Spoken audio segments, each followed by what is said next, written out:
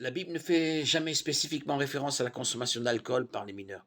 À l'époque biblique, le vin était la boisson de prédilection, en partie à cause du manque d'eau dans les déserts d'Israël. Tout le monde buvait du vin, et il n'y avait aucune interdiction culturelle ou biblique à ce sujet. La Bible ne fait que déconseiller l'ivresse par la boisson. Il n'y a donc aucune mention de la consommation. Les Écritures n'interdisent pas aux chrétiens de boire de la bière, du vin ou toute autre boisson contenant de l'alcool. En fait, la consommation d'alcool est souvent décrite de manière positive dans les Écritures. Bois ton vin de bon cœur, Ecclésiaste 9,7. Le psaume 104, 14, 15 déclare que Dieu donne le vin, qui réjouit le cœur des hommes. Amos 9, 14 parle de boire du vin de son propre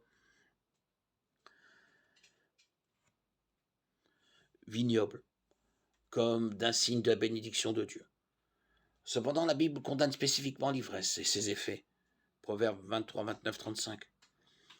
Les chrétiens sont également tenus de ne laisser rien de les contrôler. 1 Corinthiens 6, 12, 2 Pierre 2, 19.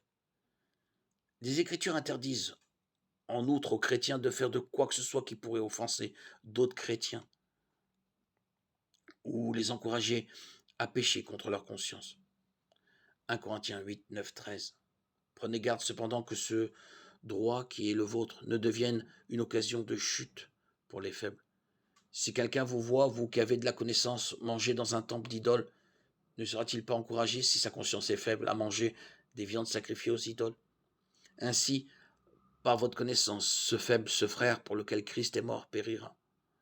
En péchant ainsi contre vos frères et en blessant leur conscience faible, vous péchez contre Christ. C'est pourquoi, si un aliment scandalise mon frère, je ne mangerai jamais de la viande de peur de scandaliser mon frère.